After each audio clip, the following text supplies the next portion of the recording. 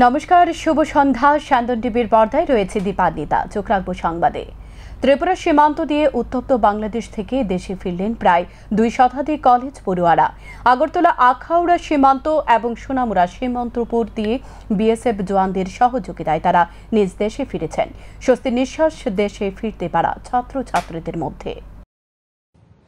কোটা সংস্কার আন্দোলনকে ঘিরে হিংসা ঠেকাতে শুক্রবার প্রধানমন্ত্রী শেখ হাসিনার সরকার কারফিউ জারি করেছে বাংলাদেশে। গভীর রাত থেকে রাজধানীর বিভিন্ন রাস্তায় নেমে পড়েছে বাংলাদেশ সেনার সাঁজোয়া ব্রিগেড। ঢাকা, ব্রাহ্মণবাড়িয়া সহ গোটা বাংলাদেশে আন্দোলন ইতিমধ্যে ছড়িয়ে পড়েছে। মুক্তিযোদ্ধাদের উত্তরাধিকার আলাদা করে সংরক্ষণের আওতায় আনার প্রতিবাদে বৃহস্পতিবার থেকে বাংলাদেশ ইন্টারনেট পরিষেবা বন্ধ রয়েছে। সংরক্ষণ সংস্কারের দাবিতে বিক্ষোভের ঝাঁজ শুক্রবার আরও বেড়ে গিয়েছে। আন্দোলনকারীদের সঙ্গে পুলিশের সংঘর্ষে এখনও পর্যন্ত বাংলাদেশের 100 জনের মৃত্যু হয়েছে বলে খবর। বিরোধী বিএনপি এবং নিষিদ্ধ জামাতের সশস্ত্র কর্মীরা আন্দোলনকারীদের সঙ্গে মিশে পুলিশের উপর হামলা চালিয়েছে বলেও অভিযোগ উঠছে। এ পরিস্থিতিতে আইন শৃঙ্খলা রক্ষা করা সেনার বড় চ্যালেঞ্জ বলে মনে করা হচ্ছে। কুমিল্লা ও ঢাকার বিভিন্ন কলেজে অধ্যয়নরত অনেক শিক্ষার্থী আগরতলা আখাউড়া সীমান্ত এবং আইসিপি শ্রীমন্তপুর সোনামুড়া দিয়ে ভারতে ফিরেছে। সোনামুড়া মোতায়েন 81 বিএসএফ এর এই ছাত্রছাত্রীদের সব রকমের সুবিধা প্রদান করছে। কোনো ঝামেলা ছাড়াই তাদের যথাযথভাবে স্বাগত জানানো হচ্ছে। পরিবহনের ব্যবস্থা করা হচ্ছে। প্রয়োজনে তাদের প্রাথমিক চিকিৎসা দেওয়া হচ্ছে। আগরতলা থেকে তাদের বিভিন্ন ধরনের পরিবহন সম্পর্কে অবহিত করা হচ্ছে। দুপুর 1টা পর্যন্ত আইসিপি শ্রীমন্তপুর সোনামুড়া দিয়ে 43 জন শিক্ষার্থী প্রবেশ করেছেন। বিএসএফ এর ডিআইজি রাজীব অগ্নিহোত্রী জানাচ্ছেন, আগরতলা আখাউড়া চেকপোস্ট দিয়ে প্রায় 1.5 শতাধিক ছাত্রছাত্রীরা নিজ ভূখণ্ডে প্রবেশ করেছে। এই ছাত্রদের অধিকাংশই মেডিকেল ছাত্রছাত্রী। এই ছাত্রছাত্রীদের অধিকাংশই পশ্চিমবঙ্গ, ত্রিপুরা ও আসামের বাসিন্দা। আখাউড়া সীমান্ত দিয়ে গত দুদিনে প্রায় 1.5 শতাধিক ছাত্রছাত্রী প্রবেশ করেছে। তারা ভারতের বিভিন্ন রাজ্যের বাসিন্দা এবং আরও ছাত্রছাত্রী সীমান্ত দিয়ে নিজ দেশে ফিরতে প্রস্তুত হয়ে আছে। তাদের সুরক্ষিত দেশে ফিরিয়ে আনার বন্দোবস্ত করছে বিএসএফ জওয়ানরা। তারা দেশে ফেরার জন্য তাদের জন্য জল খাবারেরও ব্যবস্থা করা হয়েছে বলে জানিয়েছেন বিএসএফ এর ডিআইজি राजीव अग्निहोत्री। वर्तमान में जो बांग्लादेश में जो परिस्थितियां हैं उनके कारण जो इंडियन स्टूडेंट्स जो बांग्लादेश में पढ़ रहे हैं डिफरेंट कॉलेजेस में वो वापस आ रहे हैं डिफरेंट आईसीपीज से। और इसी प्रोसेस में कल और आज को अगर हम देखें तो यहाँ त्रिपुरा की जो आईसीपीज और इससे लगभग 150 के आसपास स्टूडेंट्स अभी तक आ चुके हैं और भी स्टूडेंट्स के आने की संभावना है। और जो बीएसएफ के सीनियर ऑफिसर्स भी बीजीबी ऑफिसर्स के साथ रेगुलर कांटेक्ट में है, उनकी सुरक्षित वापसी को सुनिश्चित करने के लिए। और बीएसएफ भी ये इंश्योर कर रही है कि वो आए और उसके बाद में अपने घर वापसी उनकी सुरक्षित तरीके से हो सके। धन्यवाद। Agitation that is happening in Bangladesh. Many Indian and foreign students are returning from Bangladesh to India through various ICPs and LCS. Our senior officers of Border Security Force right in Tripura frontier as well as in Delhi are in touch with all the officers of Border Guard Bangladesh. BSF is providing them all the cooperation that is necessary for the students for peaceful crossing over to our country. Border Security Force through its rigorous efforts have provided arrangements of food, water, stay, transport, and we are facilitating the students at every angle so that they can reach their homes peacefully. We also want to thank Borders Guard Bangladesh for their cooperation and thank you guys. अभी लगभग कितना student आया था? Close to 50 students have come from this ICP Agartala. Apart from that, various other ICPs students are coming and students will be keep continuing to come through this ICPs and the arrangements will remain throughout the day. And even if someone wants to come at night and there is emergency, Border Security Force, as its motto says, Jeevan Paryant Kartavya, we are always on the border, facilitating, guarding it and helping our citizens to cross over. Agartala Akhaura সীমান্তে দাঁড়িয়ে স্বস্তির নিঃশ্বাস ফেলে পড়ুয়ারা জানায়, BSF জওয়ানদের পুরোপুরি সহযোগিতায় তারা নিরাপদে দেশে ফিরতে পেরেছে।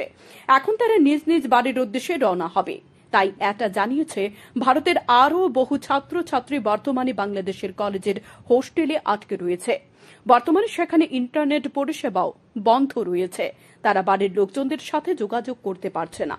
ब्राह्मणबाड़िया में एज सच प्रोटेस्ट चल रहे थे, सो एंड तो वी वेंट फीलिंग सेफ, तो हमने एम्बेसी से रिक्वेस्ट करी, so and they send their persons over there, तो उन्होंने एस्कॉर्ट करा हमें यहाँ तक, स्पेशली बीएसएफ ने, इंडियन बीएसएफ ने।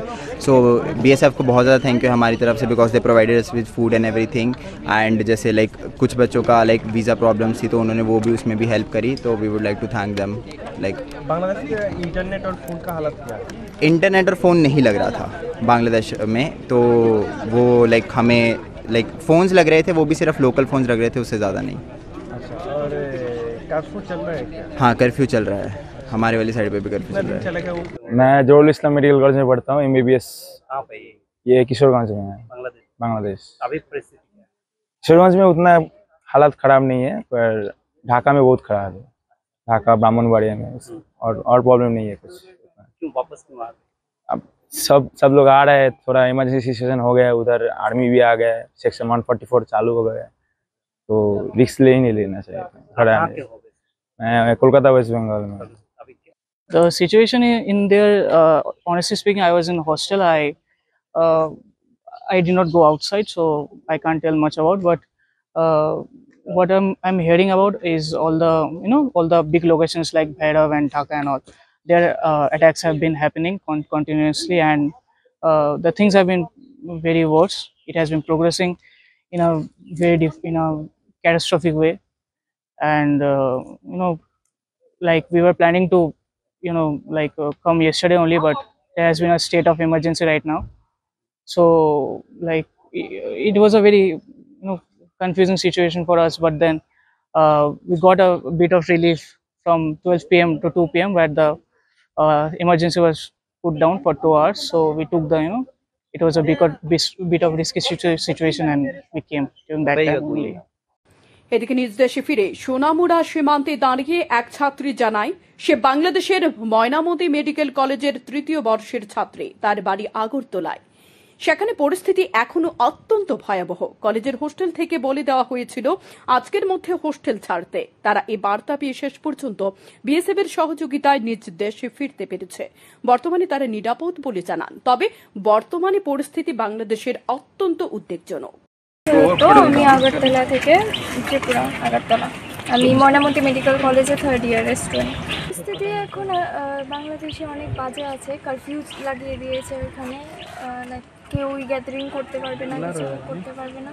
আর আমাদের কলেজ থেকে বলেছে হোল কলেজ ভ্যাকেট করে আজকের মধ্যেই সবার বেরোতে লাগবে। আসার পথে কোনো সমস্যা হয়েছে কি? না, আমরা যেই রোডে এসেছি ওখানে এখনো কোনো সমস্যা নেই, কিন্তু দূরে যারা আছে তাদেরকে একটু প্রবলেম ফেস করতেই হচ্ছে। কতদিন ধরে সমস্যাটা চলছে? এটা চলছে আজকে 4-5 দিন ধরে।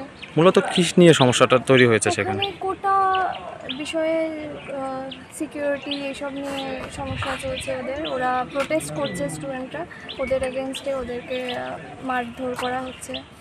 একটু একটা ভয়ের পরিবেশ ছিল, এখানে আসার পর খুব কমফর্ট দেওয়া হয়েছে, সেফ ফিল হচ্ছে। এখানে যে সীমান্তরক্ষী বাহিনীরা রয়েছে তাদের বিষয়ে তুমি কি বলবে? তারা কিরকম পরিষেবা দিচ্ছে তোমাদের? অনেক হেল্পফুল, তারা অ্যাজ মাচ অ্যাজ পসিবল আমাদের অনেক হেল্প করেছে, আমরা খুব গ্রেটফুল এর জন্য।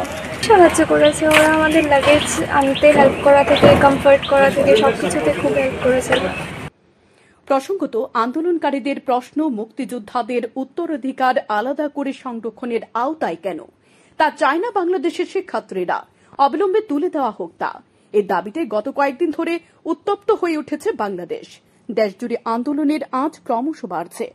একের পর এক প্রাণ চলে যাচ্ছে হিংসাত্মক বিক্ষোভে। আন্দোলন থামাতে পুলিশ সেনার শাসন অব্যাহত, যার কারণে এত প্রাণহানি, রক্তের স্রোত।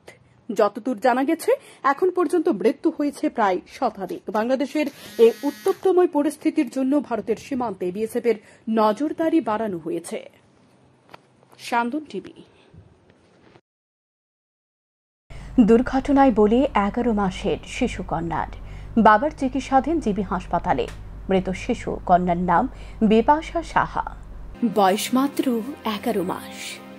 মুখে এখনো কথা ফুটেনি, তবে মা বাবার আনন্দ দেখে ছোট্ট বিপাশাও অনেক আনন্দিত। মা বাবার সাথে মেলায় যাবে, পুতুল নিয়ে বাড়ি ফিরবে। তাই বৃহস্পতিবার দুপুরে স্নান করে নতুন জামা পরে মায়ের কোলে উঠে রওনা হয়েছিল বিপাশা। খাঁচি মেলার উদ্দেশ্যে, কিন্তু মাঝপথে সেই ভয়াবহ দুর্ঘটনা বাপন সাহার একমাত্র আদরের কন্যা সন্তান বিপাশাকে কেড়ে নেবে, সেটা হয়তো দুঃস্বপ্নেও ভাবতে পারেনি। কালীবাজার বাড়ি থেকে এদিন দুপুর 1টা নাগাদ রওনা হয়েছিল মা বাবা এবং বিপাশা। কাশীপুর এলাকায় যেতে দ্রুত গতিতে বাসের সাথে সংঘর্ষ হয় অটো গাড়িটির। দুর্ঘটনায় আহত হয়েছে বিপাশা সাহা ও বিপাশার বাবা বাপন সাহা। স্থানীয়রা তাড়াহুড়ো করে তাদের জিবি হাসপাতালে নিয়ে আসে। অক্সিজেন মাস্ক লাগানো হয় বিপাশাকে, ভর্তি করানো হয় জিবি হাসপাতালের আইসিইউতে। কিন্তু ভাগ্যের কি নির্মম পরিহাস, চিকিৎসা চলাকালীন শুক্রবার রাত 2:30টা নাগাদ বিপাশা জীবন যুদ্ধে হার মেনে যায়। শনিবার দুপুরে ময়না তদন্ত করে পরিবারের হাতে তুলে দেওয়া হয় ছোট্ট ফুটফুটে মেয়ে বিপাশার মৃতদেহ। চোখের জল ধরে রাখতে পারল না মর্গের আশপাশের লোকজন। বিপাশার পরিজনরা বিশ্বাসই করতে পারছে না, মাত্র 11 মাসের জন্য সে এসেছিল তাদের কাছে, কথাও শেখেনি। সকলের আদরের টুকরো আর হাসবে না, কিন্তু বাস্তব তো মেনে নিতেই হয়। বিপাশার নিথর দেহ নিয়ে যাওয়া হয় কালীবাজার বাড়িতে। মা অচৈতন্য, বাবা বাপন সাহাকে হাসপাতাল থেকে ছুটি নিয়ে শেষবারের জন্য বিপাশাকে দেখতে নিয়ে যাওয়া হয়। বাবা বলছিল, চোখ খুল মা, তুই চোখ খুলিস না কেন? কিন্তু বিপাশা আর চোখ খুলেনি। গত পরশুদিন তারা বাড়ি থেকে বের হয়েছিল 3 জন অটো নিয়ে খাচ্ছি মেলা যাওয়ার জন্য। তো খাচ্ছি মেলা যাওয়ার পথে কাশীপুরে একটি বাসের সাথে মুখোমুখি সংঘর্ষ দুর্ঘটনা ঘটে। তাতে তারা 2 জন জিবি হাসপাতালে ভর্তি আছে। একজন ছিল ট্রমা সেন্টার, আর একজন শিশু যে ছিল বিপাশা সাহা আইসিইউতে ছিল শিশু ওয়ার্ডে। তো 2 দিন চিকিৎসার পরে আজকে সকালবেলা ও মারা যায়। তো আজকে কোন সময় মৃত্যু হয়েছে বাচ্চারা? রাত্রি 2:30 নাগাদ মৃত্যু হয়েছে। তারা অটো গাড়ি নিয়ে কোথায় যাচ্ছিল? তারা অটো গাড়ি নিয়ে বাড়ি থেকে খাচ্ছি মেলার উদ্দেশ্যে যাচ্ছিল। যাওয়ার পথে কাশীপুরে দুর্ঘটনাটি ঘটেছে। পরে আপনারা কিভাবে খবর পেলেন? এটা আমার বাপন সাহা যিনি আছে, ওটা আমার বোনের জামাই। বিপাশা সাহা যার মৃত্যু হয়েছে আমার ভাগ্নি। তো দুর্ঘটনার কিছুক্ষণ পরে আমি খবর পাই। খবর পেয়ে আমি তৎক্ষণাৎ জিবি হাসপাতালে ছুটে আসি আর কি। ঘটনার পর তাদেরকে কে এনেছে জিবি হাসপাতালে? আমরাও সঠিকভাবে বলতে পারবো না কে এনেছে, হয়তোবা প্রত্যক্ষদর্শী যারা এখানে ছিল তাদের থেকে কেউ এনেছে। বর্তমানে আপনার বোনের জামাইয়ের অবস্থা কীরকম? বর্তমানে বোনের জামাইয়ের অবস্থা বেশি একটা ভালোও না। তারপরে এখন ট্রমা সেন্টারে ভর্তি আছে। এখন আমরা ট্রমা সেন্টার থেকে কিছুক্ষণের জন্য ওর মেয়ের চেহারাটা দেখার জন্য ছুটি নিয়ে বাড়ি নিয়ে গেছি। এই যে বাচ্চাটা যে জিবি হাসপাতালে কতদিন চিকিৎসাধীন আছিল? বৃহস্পতিবার থেকে চিকিৎসাধীন আছিল। বৃহস্পতিবারে আনা হয়েছিল শুক্রবার, কালকে শুক্রবার রাত্র 2:30 নাগাদ মৃত্যু হয়েছে। দেখি প্রথম বাচ্চা তাদের? হ্যাঁ, এটা তাদের প্রথম বাচ্চা। বয়সটা কত বললেন? 11 মাস। নামটা কি? নামটা হয়েছে বিপাশা সাহা। বাড়ি হয়েছে কালীবাজার। কিন্তু প্রশ্ন হচ্ছে, আগরতলা শহর এবং এর শহরতলি এলাকাগুলির ট্রাফিক পরিষেবা নিয়ে প্রতিদিন সাধারণ মানুষ যান দুর্ঘটনায় প্রাণ হারালেও হুঁশ ফিরছে না প্রশাসনের। মুখে কুলু পেটে বসে আছে, আর 12 মাসে 13 বার বেতন গুনছে। উচ্ছৃঙ্খল যান চলাচল শহরবাসীকে নাজেহাল করে চলেছে। কবে ফিরবে হুঁশ, সেটাই প্রশ্ন আমজনতার। শান্তন টিভি। বিদ্যুৎ যন্ত্রণায় অতিষ্ঠ হয়ে কর্তব্যরত 3 বিদ্যুৎ কর্মীকে মারধর করল ভুক্তভোগীরা। জানা যায়, শুক্রবার সন্ধ্যায় বিদ্যুৎ যন্ত্রণায় অতিষ্ঠ হয়ে দক্ষিণ কদমতলা এলাকার বাসিন্দারা সড়ক অবরোধে সামিল হয়।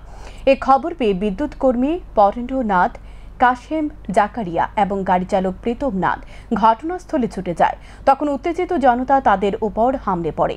সড়ক অবরোধ করা বিদ্যুৎ কর্মী পরেন্দ্রনাথকে গাড়ি থেকে নামিয়ে বেধড়কভাবে মারধর করে বলে অভিযোগ।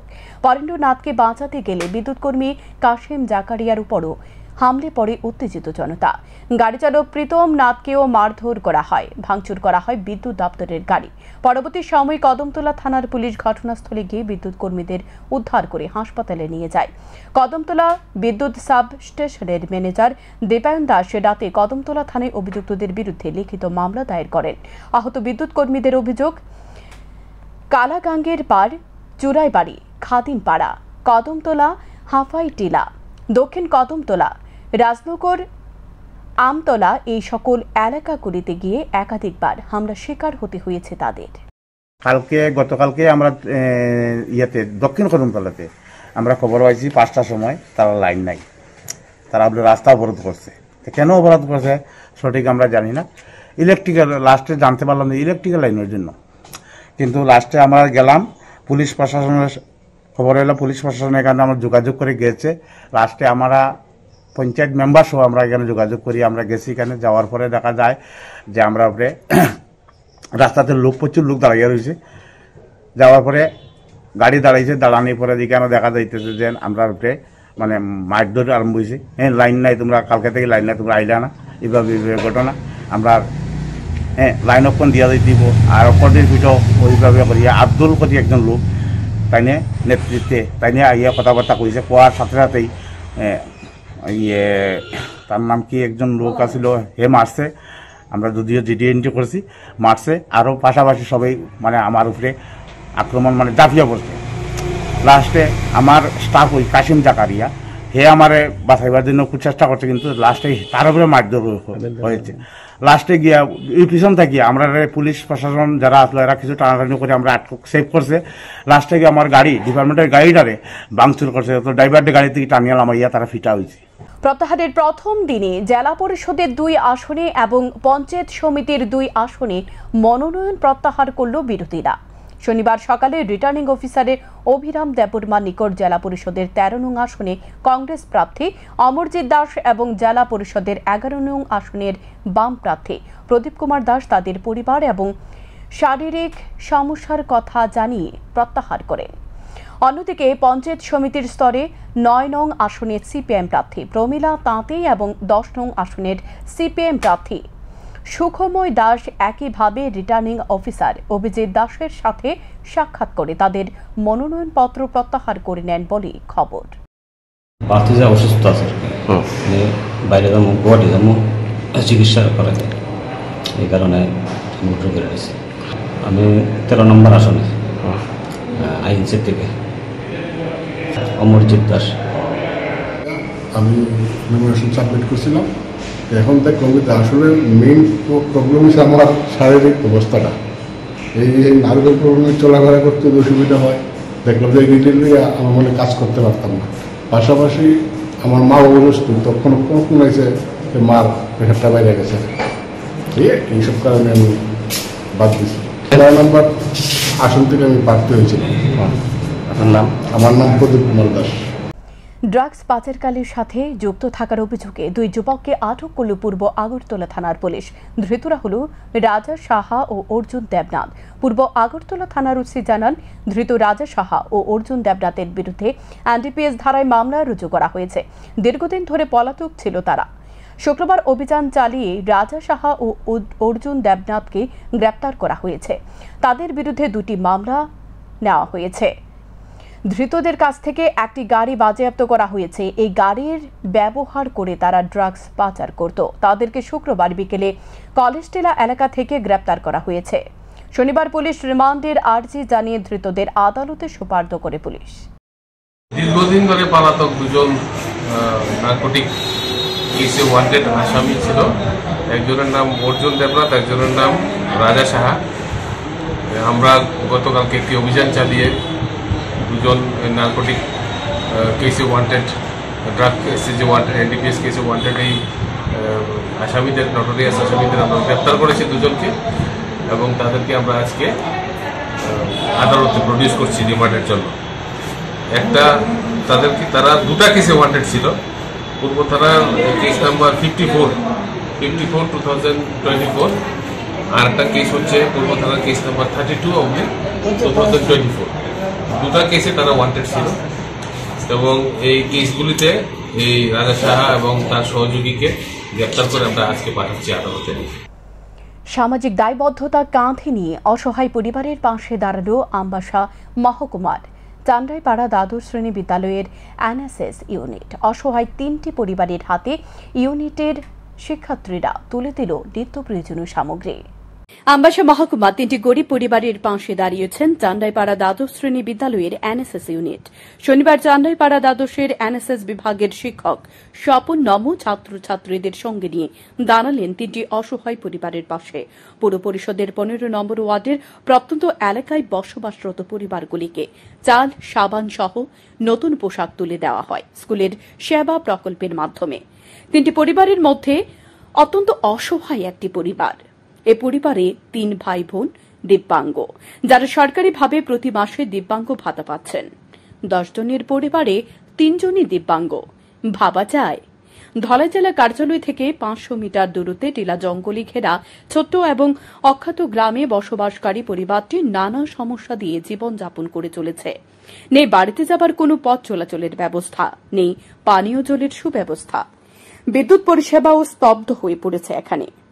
এমন একটি পরিবারের পাশে চাল, সাবান নিয়ে হাজির হল চান্ডাইপাড়া দ্বাদশের সেবা প্রকল্পের ছেলেমেয়েরা। শিক্ষক স্বপন নম বলেন, শহর উপকণ্ঠে এমন কিছু পরিবার রয়েছে যাদের নেই বলতে কিছুই নেই। সরকারি নানা সুবিধা সেই গ্রামগুলিতে গিয়ে পৌঁছাচ্ছে না। পুর পরিষদ এলাকার এতটা অসহায় পরিবারগুলির জন্য সরকারি নানা প্রকল্প বরাদ্দ হলেও সেগুলো তাদের হাত পর্যন্ত পৌঁছে যাচ্ছে না। পরিবারের 3 জন দিব্যাঙ্গজনের প্রাপ্য ভাতার অর্থে 10 জনের পেট সামাল দিতে প্রাণ উষ্ঠাগত পরিবারের 70 ঊর্ধ্ববৃদ্ধের। তাই এনএসএস ইউনিট তাদের পাশে থাকার অঙ্গীকারবদ্ধ হয়ে পড়েছেন। তিনি আরও বলেন, তারা এনএসএস ইউনিট থেকে চেষ্টা করবেন প্রতি মাসে পরিবারের পাশে দাঁড়ানোর জন্য। এবং সবচেয়ে বড় কথা যে আমাদের যে ডিএম সাহেব রয়েছেন জননগর মেইন অফিস, এই অফিস থেকে বেশি দূর হবে না, 500 মিটারের মতো দূরত্ব হবে। অথচ এই ফ্যামিলিকে সঠিকভাবে সাহায্য করার যে মানসিকতা, দপ্তর কিংবা বিভিন্ন প্রতিষ্ঠান জিজ্ঞাসা করে দেখলাম কোনো ওরা সাহায্য পায়নি। আশা করব যদি আমাদের মাধ্যমে যদি এই খবরটুকু যে দপ্তর সাহায্য করে পায়, এবং এই যে 3 জন ওরা ভালো করে শুনে না এবং ভালো করে কথা বলতে পারে না, তাদের যদি কোনো সুরাহা হয় তাহলে আমরা খুবই খুশি হব। বা আমাদের চান্ডাইপাড়া দ্বাদশ শ্রেণী বিদ্যালয়ের যে এনএসএস ইউনিট খুবই গর্বিত বোধ করবে যদি এই 3 জনের কোনো সুরাহা সরকার করে দেন। চান্ডাইপাড়া দ্বাদশ শ্রেণী বিদ্যালয়ের এনএসএস ইউনিটের এই উদ্যোগ নিঃসন্দেহে প্রশংসার যোগ্য। অসহায় পরিবারটির পাশে আগামী দিনে অন্যান্য সংস্থা দাঁড়াবে এমনটা আশা করা যেতেই পারে। শান্তন টিভি। আগামী 8 আগস্ট ত্রিস্তর পঞ্চায়েত নির্বাচন। আর এই নির্বাচনকে ঘিরে ইতিমধ্যে উত্তপ্ত হয়ে উঠেছে কৈলাসহরের শহর উত্তরাঞ্চলের বেশ কিছু এলাকা। জানিয়ে গোটা শহর উত্তরাঞ্চল এলাকায় থমথমে পরিস্থিতি বিরাজ করছে। পঞ্চায়েত নির্বাচনের উৎকণ্ঠায় শঙ্কার কালো মেঘ দেখাচ্ছেন পুলিশ প্রশাসন। তাই দায়বদ্ধতা থেকে আগেভাগে হাত ধুয়ে নিতে চাইছে প্রশাসন। 20 জুলাই শনিবার দুপুরে ইরানি থানার ওসি অরুণোদয় দাসের ডাকে এবং মহকুমা পুলিশ আধিকারিক জয়ন্ত কর্মকারের উপস্থিতিতে সমস্ত রাজনৈতিক নেতৃত্বদের নিয়ে এক বৈঠক হয় ইরানি থানায়।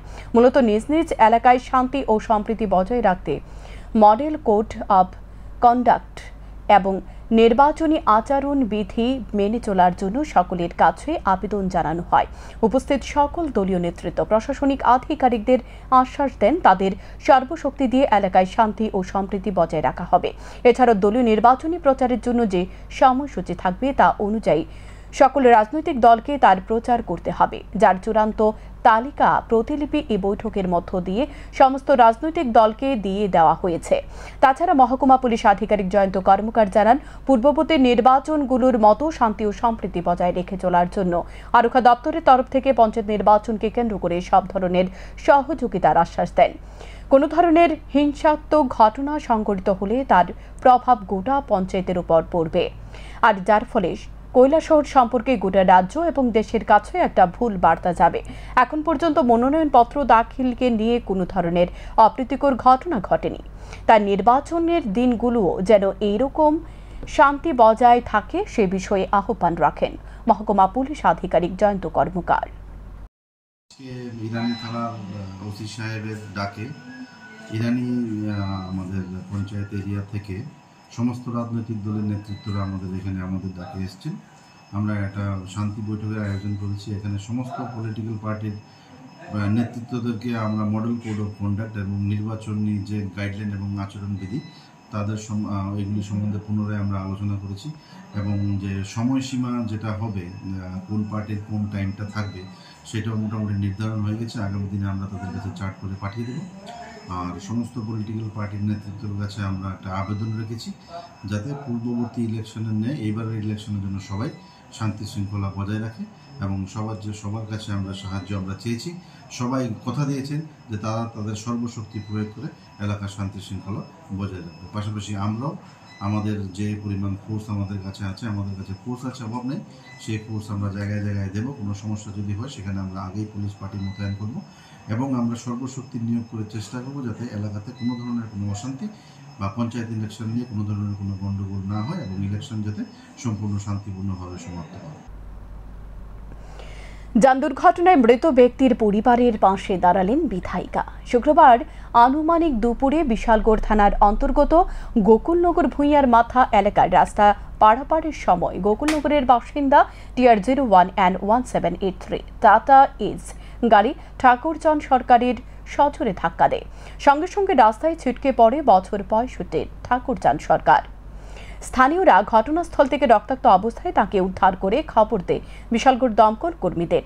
তারা দ্রুত এসে দুর্ঘটনাস্থল থেকে আহত ঠাকুরচাঁদ সরকারকে বিশালগড় মহকুমা হাসপাতালে নিয়ে যায়। তবে তার অবস্থা আশঙ্কাজনক দেখে কর্তব্যরত চিকিৎসকরা তাকে রাতেই আগরতলা জিবিপি হাসপাতালে রেফার করে। জিবি হাসপাতালে চিকিৎসা চলাকালীন সময় রাত আনুমানিক 11টার সময় মৃত্যুর কোলে ঢলে পড়ে ঠাকুরচাঁদ সরকার। শনিবার ময়নাতদন্তের পরে তার মৃত গোকুলনগর স্থিত তার নিজ বাড়িতে নিয়ে যাওয়া হয়। ছুটে আসেন কমলাসাগর বিধানসভার বিধায়িকা অন্তরা সরকার দেব। তিনি কথা বলেন মৃতের পরিবারের পরিজনদের সঙ্গে, আশ্বস্ত করেন আগামী দিনে মৃতের পরিবারের পাশে থেকে সাহায্যের হাত বাড়িয়ে দেবেন। গতকাল দুপুর আনুমানিক 2 ঘটিকা আমাদের রাস্তার মাথা ভুঁইয়ার মাথা ঠাকুরচাঁদ সরকার মহোদয় রাস্তা এপাশ ওপাশ যাচ্ছেন, তো টাটা এইস গাড়ি ধাক্কা দেয় এবং আশঙ্কাজনক অবস্থায় ওনাকে বিশালগড় হাসপাতালে প্রথম নেওয়া হয়। তারপর ওনার দ্রুত চিকিৎসার জন্য জিবি হসপিটাল রেফার করা হয় এবং রাত্রিবেলা ওনার মৃত্যু হয়। তো টাটা এইস গাড়িটিকে বিশালগড় থানা আটক করেছে এবং আমি গতকাল রাত্রে ওসি মহোদয়ের সাথে কথা বলেছি, আজকেও কথা বলেছি। উনি বলেছেন যে উনি সঠিক ব্যবস্থা নিচ্ছেন এবং গাড়ির মালিকও আসছে বিশালগড় থানা। তো তাদের যেই অধিকার দেওয়ার চেষ্টা হচ্ছে বা হবে আগামী দিনে এই পরিবারের আসন্ন পঞ্চায়েত নির্বাচনকে সামনে রেখে ইন্ডিয়া জোটের তরফ থেকে কুমারঘাট কংগ্রেস কার্যালয়ে এক বৈঠকের আয়োজন করা হয়। উপস্থিত ছিলেন কংগ্রেস নেতা সত্যবান দাস, সমীরণ দাস, সুভাষ দত্ত, অরুণ সাহা, মিঠু দাস, চুমকি চক্রবর্তী সহ অন্যান্যরা। এদিন বৈঠকের থেকে নেতৃত্ব অভিযোগ তুলেন কুমারঘাট এবং ফটিকরাইয়ের ইন্ডিয়া জোটের প্রার্থীদের বাড়িতে গিয়ে হুমকি প্রদান করছে দুর্বৃত্তরা। গত 18 জুলাই ফটিকরাই ব্রিজের সামনে ইন্ডিয়া জোটের প্রার্থীরা মনোনয়নপত্র দিতে গিয়ে বাধা প্রাপ্ত হন। রাজ্যের এক মন্ত্রীর ভাই সহ অন্যান্য কিছু দুর্বৃত্তরা মিলে বিরোধী জোটের প্রার্থীদের উপর হামলা চালানোর সৃষ্টি করে। আর বলেন ফটিকরাই বিধানসভা এলাকায় এখন পর্যন্ত 6 জন ইন্ডিয়া জোটের প্রার্থীদের উপর আক্রমণ করা হয়। ফটিকরাই ইন্ডিয়া জোটের তরফ থেকে ফটিকরাই থানাতে হামলাকারীদের শাসক দলের 2 জনের বিরুদ্ধে মামলা দায়ের করা হয়। তারা হলেন মিষ্টু দেব এবং ঝন্টু মালাকার। সর্বশেষ ইন্ডিয়া জোটের তরফ থেকে এবারে পঞ্চায়েত নির্বাচনে পাবিয়াছড়া এবং ফটিকরাই মিলে জেলা পরিষদের আসনে 6টি আসনে প্রতিদ্বন্দ্বিতা করছেন এবং পঞ্চায়েত সমিতির 15টি আসনের মধ্যে সবকটিতে প্রতিদ্বন্দ্বিতা করছেন এবং কুমারঘাট ব্লকের আওতাধীন 272টি গ্রাম পঞ্চায়েত আসনের মধ্যে 264টি আসনের প্রতিদ্বন্দ্বিতা করছেন পঞ্চায়েত নির্বাচনে। এই কথাগুলো শুধু ইন্ডিয়া গঠবন্ধনের কথা নয়, ত্রিপুরা রাজ্যের আপামর গণতন্ত্রপ্রিয় মানুষের কথা। এই কথাগুলা আপনাদের মাধ্যমে আমরা রাজ্যের সাধারণ প্রশাসন, পুলিশ প্রশাসন সবার কাছে পৌঁছে দিতে চাই, যাতে আগামী যে দিনটা, নির্বাচনের যে দিনটা, সেই দিনটা প্রতিটা মানুষ তার ভোটাধিকার প্রয়োগ করতে পারে গণতন্ত্র রক্ষার স্বার্থে। এই নির্বাচন ঘোষণা করেছে রাজ্যের বর্তমান সরকার। এই নির্বাচনকে আমরা স্বাগত জানাই। মানুষ তার পবিত্র ভোটদানের মাধ্যমে গ্রাম সরকার গঠন করবে। কিন্তু তার আগে আমরা যে জিনিসটা লক্ষ্য করলাম, তারা সর্বদাই বলছে সবকা সাথ সবকা বিকাশ, আপকা সাথ আপকা বিকাশ। তার কোনো লক্ষণই কিন্তু আমরা এই নির্বাচনে দেখতে পাই না। আপনারা এখনকার মতো সংবাদ এ পর্যন্তই। চোখ রাখুন শান্ত টিভির পর্দায়।